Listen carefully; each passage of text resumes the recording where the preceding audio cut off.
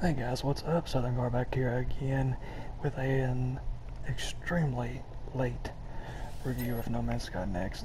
I know I said I was trying to get this up a lot sooner, but between work and getting things ready for when the baby comes, it's just been a constant something's always going on. So, that's why there hasn't been any videos. And that's why this one isn't going to be as good a quality as I prefer. Mainly because, again, we're just so super busy, and I had to completely wipe my laptop the other day, so I lost some of my video editing software. I could go back and re-download it, but I haven't yet, so anyway, I digress. This is No Man's Sky Next. And the day when I first turned it on, I didn't know what to think. Because I have been playing this game since the launch in 2016. I marathoned the heck out of it at launch, and I loved it at launch. And I obviously I still love it now, but there are things different. It plays almost like a No Man's Sky 2.0. The core, the base of the game is still identical to what it was at launch. There's just a lot more content on top of it now. At launch, let me turn her down. At launch, you had it was just exploration and inventory management. That's what the game was.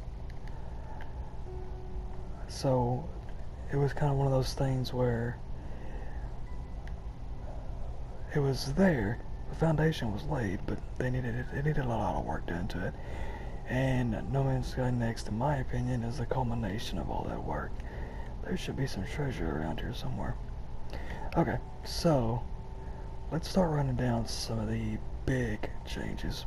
I don't know how long this video is going to be, but it has the potential to be a lengthy one because a lot has changed. And you don't need me to tell you that. You can just see that just from looking at the gameplay. First off, obviously third-person mode. To me, that is the biggest change. That is the biggest addition in this entire update. Is the addition of third-person mode, because one of the big gripes that I personally had with the game at launch, it wasn't the lack of multiplayer or anything like that. It was the tedious inventory management and the fact that everything just seemed off. Like the scale wasn't quite right. Now with the advent of third person, the addition of third person, your character gives you that reference point so you can see just how alone you really are in this universe. And here I'm going to pop out here and give you an idea of what I'm talking about. So beforehand we just had first person view and everything just looked off, like I said. There's your point of reference of how small you really are in this universe. And I think that's a huge thing that this game was missing. Because you didn't feel, at least I never felt in danger. I've never, felt like, I've never felt like I'm playing a survival game when I'm playing No Man's Sky, ever. Unless I'm on survival mode, which I hardly ever play. But yeah, third person, obviously a huge change, and to me, it fixes the scale completely. Freighters seem huge, as they should. Space stations are gigantic, as they should be. And planets are planet size. They actually feel like they're the size of a real planet now. And that adds to the exploration aspect of it. Which brings me to my next point. The exploration. Now, in Next, the terrain algorithm was completely changed once again. Part of me really wishes they would quit doing this for every update, because it's hard to find a whole planet, fall in love with it, settle down, and then have to wonder, man, in the next update, is this planet going to be a crap hole, or is it still going to be what I wanted? But as honest, I mean, to me, the reset, the algorithm change, it was worth it. All the planets are much more interesting to explore. Caves are much more complex. The oceans are much deeper. Hills are much higher. Valleys are much lower. It's it's a welcome change. The gigantic deposits that used to jet out of the planet's surface, the iridium, gold, copper, rubidium, all those things, they're gone. So there are no more giant resource nodes popping out everywhere. They have all been recessed into the surface itself. What's that right there? They've all been recessed into the surface itself. So it just looks prettier. Does that make sense? It's not that ugly giant blue node of iridium jetting out of the surface. It looks better. What's in this multi-tool here? Looks like junk, but I'll check it anyway. Yeah, one I've got's better. So third person terrain algorithm change. Let me check this guy. If you haven't figured it out by now, yes, I'm doing this live. So I might, get sidetracked and stuff. Anyway, kind of like I just did. The quality of life changes. Really, I'm just trying to sit here and think to see if there really is any that were huge, that we didn't already have. We already had the summon ship feature. They fixed it to where you could transport items to and from your freighter, I believe, and you don't have to be on your freighter, but it requires a piece of tech. I'll delve into that here in a second. Yeah, I can't really think of any quality of life changes. I'm sure I'm missing some. If I am, feel free to leave them in the comment section. Okay, so on to the rest of next. When I first booted the game up and was kind of figuring out, okay, where did I leave off? I started looking around and I'm like, wait a minute, where's plutonium? Where's iron? Where's thamium? Where's anything that we've had for the last 2 years? Because they rebalanced everything, they renamed everything. That used to be plutonium, now it's condensed carbon, and it doesn't even act the same. Plutonium used to be well, hang on, time out. Okay, yeah, so it kind of acts the same. Plutonium used to be starship fuel, now you have to craft that. That's a change that I'm not too happy about, but it's not a tedious crafting tree to do it, so, give some, you take, win some, lose some, I guess. I much prefer the simplicity of zapping plutonium and throwing it in the gas tank, but to each their own. So yeah, all the resources are new, everything's been rebalanced, so there is a learning curve all over again. That can be a good thing, that can be a bad thing, depends on how you want to look at it. It could be a good thing, after you've sunk over 300 hours into this game like me, you don't have to, it's a good thing because it gives you something to do. Before next, I had everything pretty much done. I have a max slot fighter ship, which is what I fly. I don't fly explorers or shuttles. I have a shuttle, but I only use it for when I'm solely playing as a trader. But fighter is mainly what I fly. Anyway, I digress. So I had everything upgraded. I had max slot exosuits. I had killer freighter. So I mean, there was really nothing else for me to do. So renaming, rebalancing, kind of gave me something to do for a little bit. Let's move on. Resources, third person, multiplayer. Let's go ahead and knock that out of the park, because I know that was the bread and butter of this update. Was the multiplayer edition. Now, for me, this is just me personally. I could have cared less if multiplayer ever came to No Man's Sky. From a fan standpoint, and from a fan that wants to see the game do well and to succeed and have that longevity that it desperately needs, I wanted multiplayer to come because I knew that's the one thing that would have, it brought some people back to the game. Now that being said, like I said, for me personally, I don't care. There's nobody on my friends list plays this game that I play with on a daily basis. So multiplayer really is not a big aspect for me, but it's cool. You can still see the orbs are still a thing. It's not all fully player models. I'm sure it will be eventually, but that's going to take a lot of back-end server work from Hello Games' part, and the orbs are fine.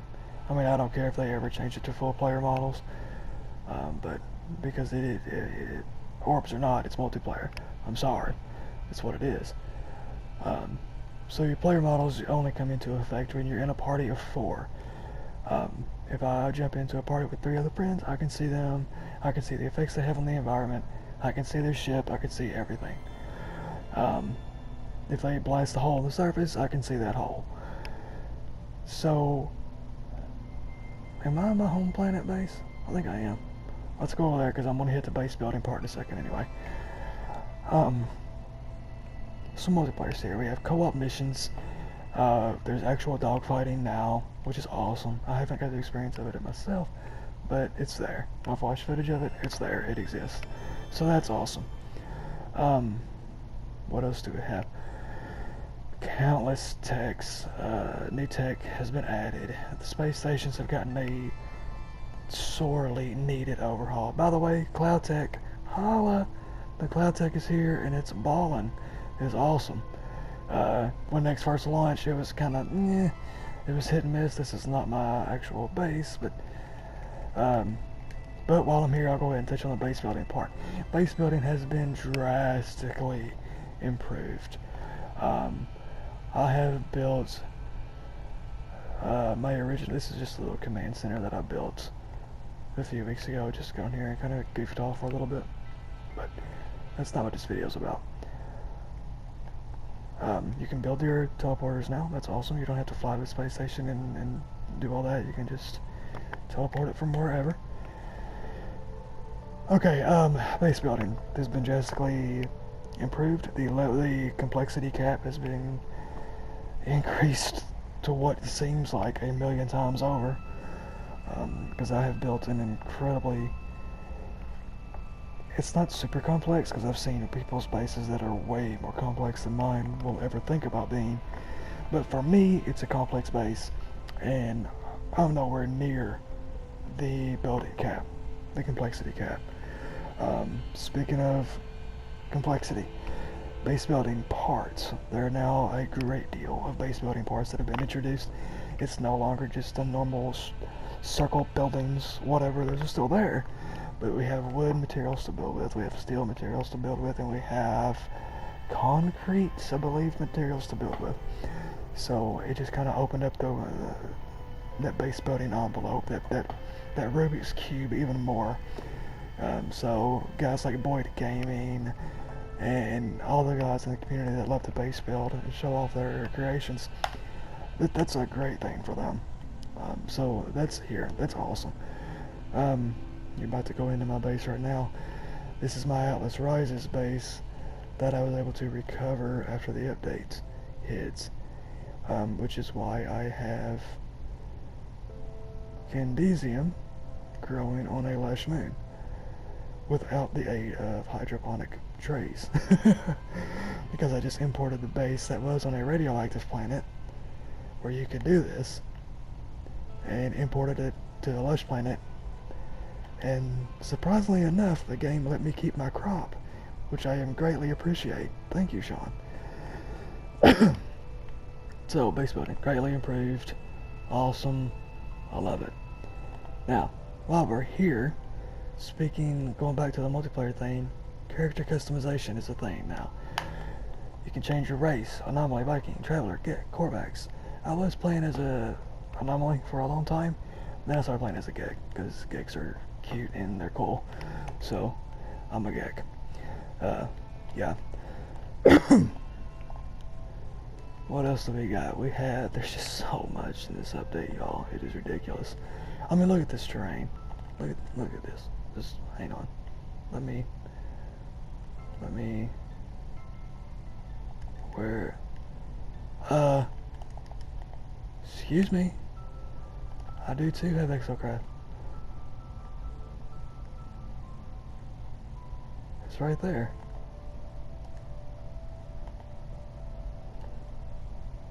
Still needs some optimization work done to it. It's still kind of, it still gets laggy and stuff when you're in your bases, but it's fine. Excuse me. So character customization, there's that. I mean, look at this terrain. Look at this. The draw distance, by the way, greatly improved. Look at those trees way off in the distance. That would not have been possible pre-next. Let's go over here to this ocean. The water looks better.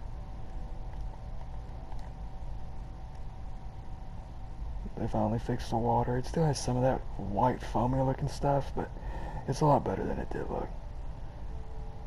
I think the graphics in general have gotten another overhaul.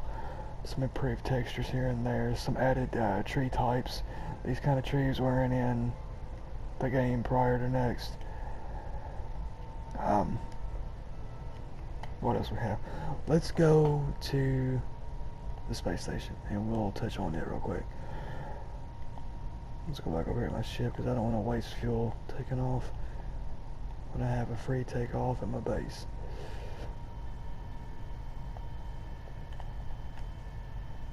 Whee! Okay.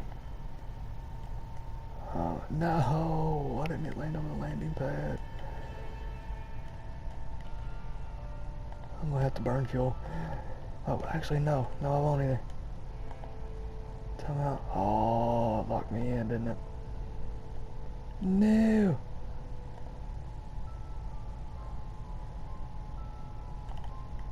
I don't have to do that. I just realized something. I can just teleport straight from the base to the station. And we'll show you on how much improved the space stations are. Speaking of space stations, there are now abandoned systems. Abandoned systems are systems that have nothing. That's exactly what they are. They're abandoned. They have nothing. They have the old style space stations. It's dark, it's red, it's creepy, it's freaking awesome. There's nothing there. It's just an empty building, but it looks sick. I've yet to come across one in my playtime, but I've seen videos on YouTube, on Twitter, just on various social media platforms that, I mean, I've seen it. They're freaking awesome looking. They look like something out of a sci-fi book, which is perfect because that's what they're going for. So space stations, as you can see, they're not just a normal 2 rooms and a door anymore. It's an actual marketplace. This thing doesn't do anything yet. Those are just your normal guys back there. Normal selling thing. I always get the sides mixed up. Let's see which side I'm on. So there's your mission agent. Guilds. I'll give you like different missions for the guilds now. I'll go over to this side. By the way, you don't have to wait for your jetpack to recharge your space stations anymore. It does it super quick now. There's another character customization screen. Exosuit guy, you can buy your upgrades straight off of the space station. You don't have to hunt for them anymore. That's fun. That's awesome. Same thing here. You can buy tech upgrades for your suit. Over here, ship upgrades, same kind of thing. You can buy ship upgrades. You can buy weapon types for your ship. See, boom, there you go. And all of these, well, not those. Hang on, I'll show you what I'm about to say. These upgrade modules, these are all proc gen, I think, or was the blueprints proc gen? One or the other. One of those things is procedurally generated. This gun looks really cool, but it's really crappy looking. So yeah, now there's like procedurally generated tech, and that's freaking awesome. This guy just like kind of hiding by himself. It looks like he's a loner. Kind of left him by himself. You left him alone with a Viking. Douchebags. Okay, so let's go. So there's the space station. It's obviously a lot more complex than it was. but I think they're still going to keep on expanding on it. Okay, so let's go to the freighter, because they changed the freighters up as well. I'm telling you, there's not an inch of this game that they did not touch. Let's go, freighter. Boom. Speaking of freighters, bam, there we go. There they come in. Took it a second. Those little ships that are warping in, they have the little Star Wars warp effect to them. I did have more of them, but I sold them earlier. Those are frigates. You can now own up to a, I think it's a fleet of 50. I think it's 50 you can have. You can send these guys on missions that play out in real time. Let's see here. No, I do have some missions currently active, but they play out in real time. Before this last patch, there was missions that were taking like, you know, an hour, 2 hours, whatever. But I've got to turn that back up.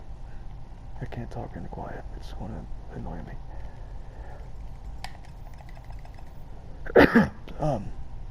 They take like an hour, 2 hours, but the rewards were really low. It really wasn't worth doing. And to add to that, to compound the problem, there was a bug, I guess. I don't know if it was a bug or if it was an actual...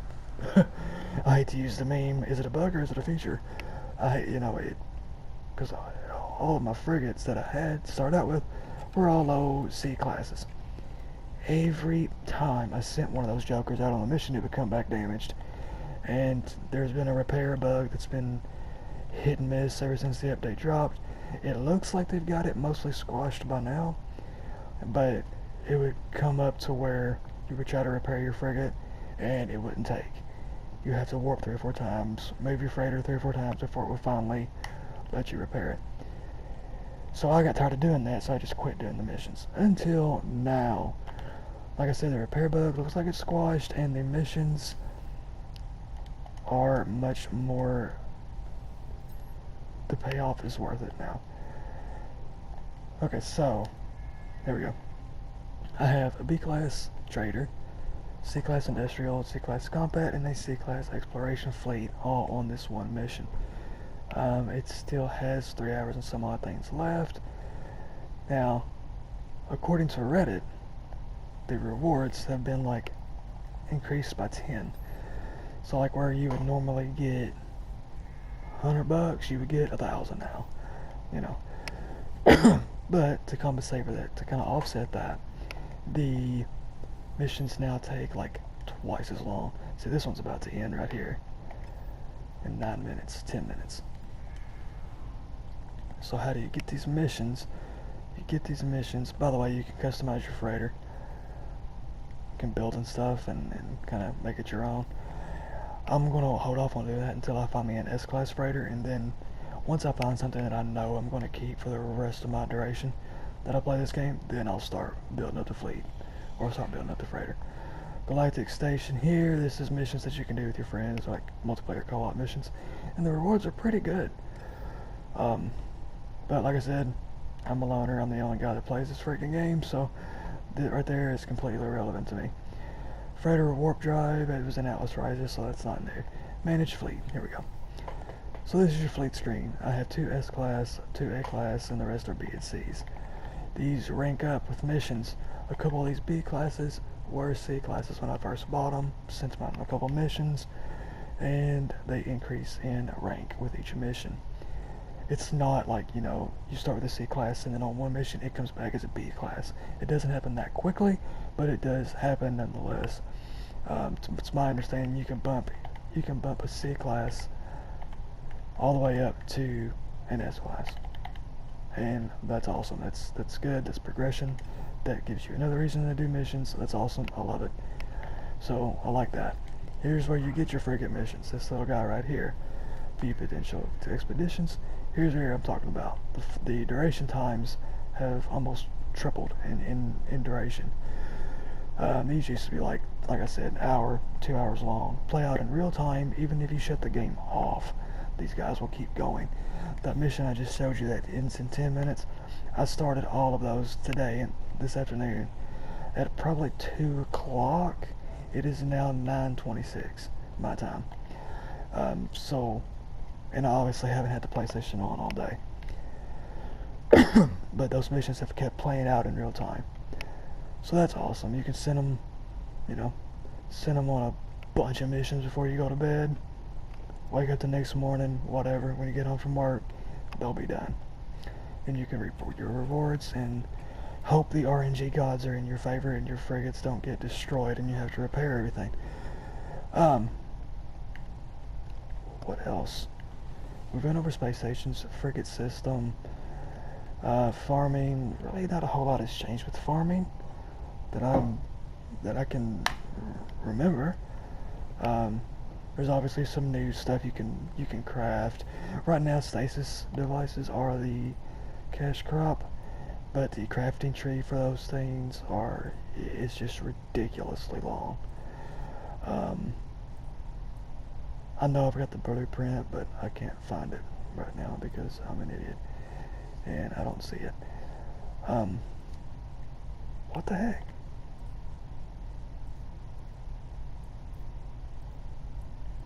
I know I have it.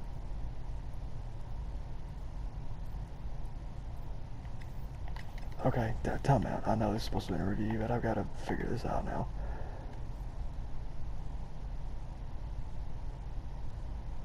Stasis device. I know I have it.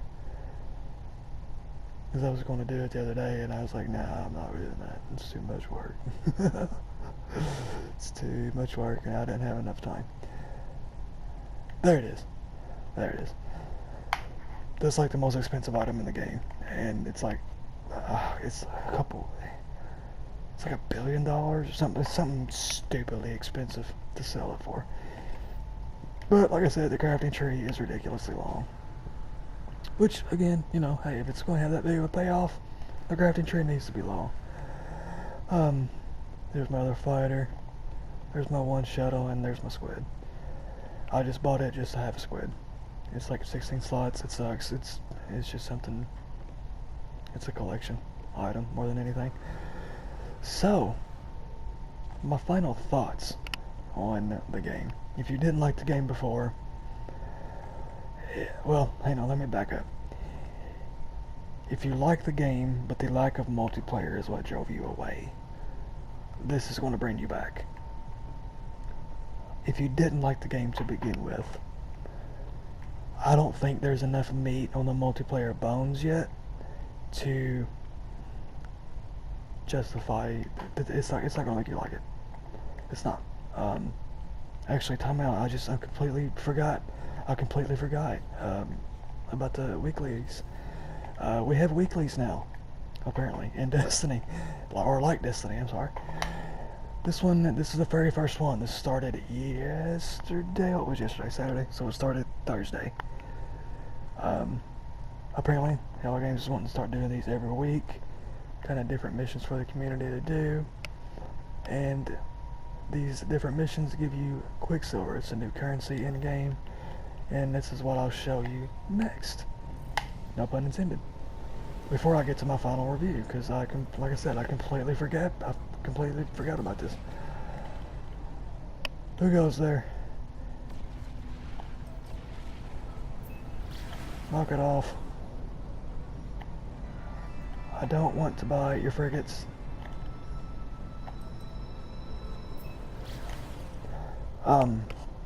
So yeah, I completely forgot about these. So Quicksilver is, and like I said, it's an in-game currency, cannot be purchased with real money. GG, Hello Games, great job. I hate microtransactions. If you follow me at all on Twitter, you will know that, because I'm constantly complaining about it. It is the main reason that has driven me away from Call of Duty. And it's really driving away a lot of people from various titles, but I digress. It's not microtransaction. It's absolutely free. Completely earned in game. And they've came out and flat out said that it will remain that way. So if a little bit down the line, if that changes, if you want to call them liars, you can call them liars, because that's exactly what they have done. So, Quicksilver is used for this guy here. The last door in the anomaly has been opened, and it leads to this little robot dude. He's Polo's buddy, and Polo's buddy sells goodies. exotics. Mind blown. They just put that in there. And by the way, you can do emotes now. Completely forgot about that too. It's the little details. But yeah, we can do emotes now, and it's pretty cool. You know, customization gear. The Galactic Hub decal has made it into the game, which is awesome. And these little statues, which again, like they said Thursday when this patch went live, that introduced all this stuff to the game. They said they want to expand all this stuff to 50 items or more. Right now, we just have like what? 1, 2, 3, 4, 5, 6. We just have 12 items right now, and they want to increase it to 50 plus. That's awesome. I can't wait to see what they have in store. Like this helmet, I want this freaking helmet. That's awesome. The Mind Blown is the very first thing I bought, and then I bought the hub decal because I've been a member of the Galactic Hub since, gosh, Foundation. I've been in the hub forever. So yeah, I bought that. Anyway, so that's what your weeklies are for. So far, it's the one for this week was just dig up these things and bring them to Polo. So the first one was a fetch quest, and I'm kind of thinking that they're all gonna be kind of fetch questy, because I don't see Hello Games handcrafting a planet, putting a boss there, and the community has to go beat it or something like that.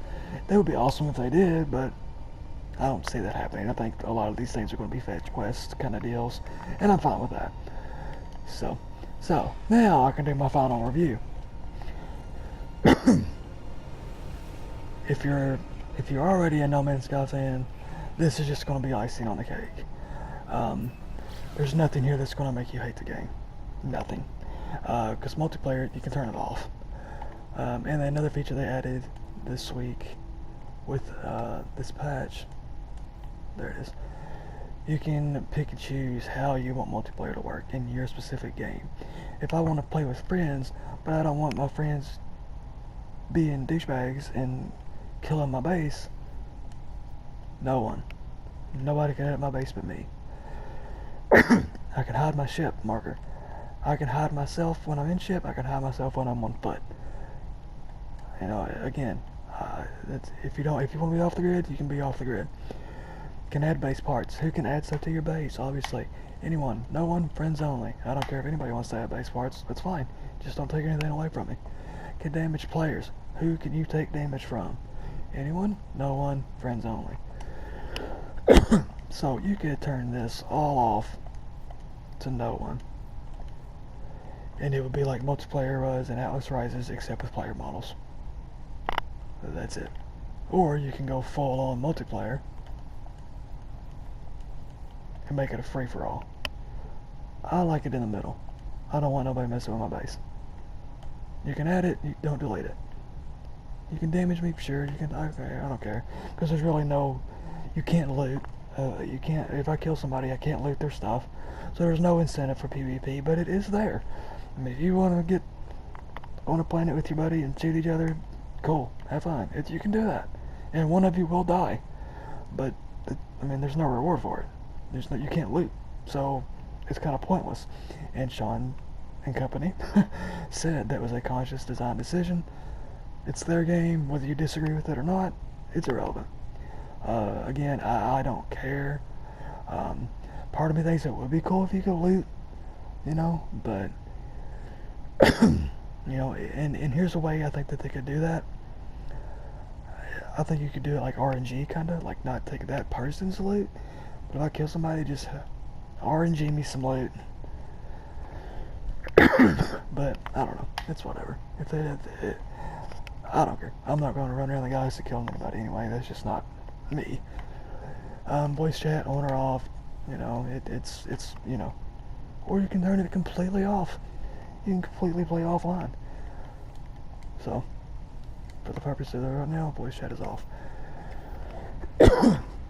So my final review. See, there you go. There's a little mission update in the bottom right-hand corner. They'll give you real-time updates on those fragment missions. So, when I first played Next, don't get me wrong, I loved it. But it kind of, a lot of the mystery was lost for me, I think, and I don't know why that is. Because I can go back and watch some of the launch day streams, and I have done that since Nexus came out. And some of those old worlds, like those pink, lush planets, those haven't really been found yet anymore. It's that sense of the unknown, I think, that we all had when the game first launched that now we don't really have anymore. Because we've been playing this for 2 years.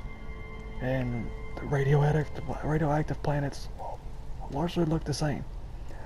Lush planets largely look the same. You know, you get my drift? There's differing, as in the terrain's different, but I mean, it's always going to have these trees. It's always going to have those kind of rocks. You know what I'm saying? But, I mean, there's really nothing you can do about that when you're using procedural generation. That's just how it is. That is a big freaking crab. Or beetle, or whatever it is. That's massive. Okay, so, obviously, I love Next. It's added so much to do. I mean, like I said, before Next, I pretty much had everything accomplished. I've maxed my exosuit out, I've maxed my starships out, I've my freighters, not an S-class, but it still has enough slots that, it's enough slots for me, because I don't do a lot of trading. My multi-tool, same kind of deal. I don't really need any more slots than that, but I am on the hunt for a different multi-tool because I screwed up and I didn't lay out my tech right. I just started putting stuff wherever it would fit, so I'm like losing bonuses everywhere. So, but anyway, that's the review. If you didn't like the game before, if you needed more stuff to do, try it, because there's a lot more to do now. There's multiplayer missions, there's co-op missions, there's frigate missions, you can own a fleet on top of, the frigate thing. You can build a base pretty much to your heart's content. I've seen on YouTube where people on console, this is not PC I'm talking talking about on console, they have built a base from the planet's surface and have took it all the way into outer space. That's an insane complexity limit. So you can pretty much build whatever the heck you want to build. And there may as well be no limit. I mean, there's a lot here, especially right now, because I'm pretty sure the sale's still going on. You can get this game for like 20-30 bucks. I mean, and you're going to get your money's worth out of it, because there's just that much to do. For me personally, because I like exploration games, I like sci-fi, I like crafting games, I like Minecraft, I like all that kind of stuff. It's well worth $60 for me. It was well worth $60 for me at launch. So, again, man, video games are so, it's all very, very subjective. It's like any other entertainment medium. It's just like movies and TV shows. It's all subjective. You may love a movie, I may hate that same movie. That doesn't mean either one of us is right or either one of us is wrong. It's just how it is. So, my final review for Next, I'm going to give it a review solely as an update, and then I'm going to give the game as a whole a review. As an update, man, this is close to it. I don't want to give it a 10 because it was really buggy when it came out. So solely because of the bugs, and there's still some bugs that are lingering that they need to get squashed. It's nothing game breaking, but it's just those little annoying things like the audio hitching and stuff like that. So for a pure update standpoint, solely because of the bugs, I'm going to give it an 8.5. 8.5, 9. Overall, as a game, it's so hard for me to do this because I know I'm biased. Y'all know I'm biased. My entire channel is No Man's Sky centric. But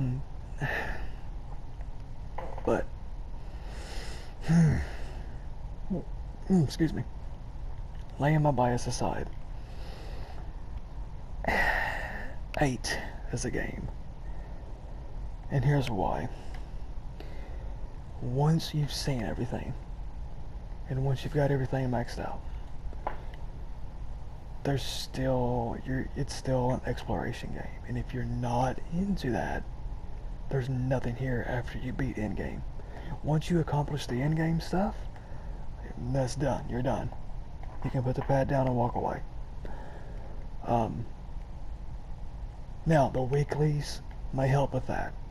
Kind of taking a page out of Destiny's book. Because right now, in Destiny, I'm at max level, 340. Now, I could bump that up to 380 if I wanted to, and I wanted to grind the heck out of public events and stuff, but I don't care. I'm not that worried about it. 340 is enough for me. I can hold my own in the Crucible. I'm fine with that. But I keep coming back for those weeklies, those dailies, those challenges, those new things that they do that gives new gear out. That's what keeps you coming back. And I think that's going to be kind of what No Man's Sky tries to do. Is with these weeklies, kind of give out new gear. Now, especially that we have character customization, that opens up a whole other Pandora's box of stuff you can try to give away. You could have rare helmets, exotic helmets, exotic pants, you know, just customization gear. If you wanted to go that route, rumors are that Exocraft paint jobs are going to be coming, ship paint jobs are going to be coming, so that adds even more customization. This flag has spawned way too high in the air. That's pretty funny. So there's a lot here you can do. But I'm going to end it there. My voice is, throat's starting to get dry, and I'm starting to just ramble. So, I hope you guys enjoy the video. If you have anything that I missed, or if you have anything you want to add, feel free to hit me up in the comment section. Like, subscribe, all that fun stuff. I cannot believe I just missed that. Have a good day. Have a good rest of the Labor Day weekend. Stay safe. Don't do nothing I wouldn't do. And you guys have a good night. Peace out.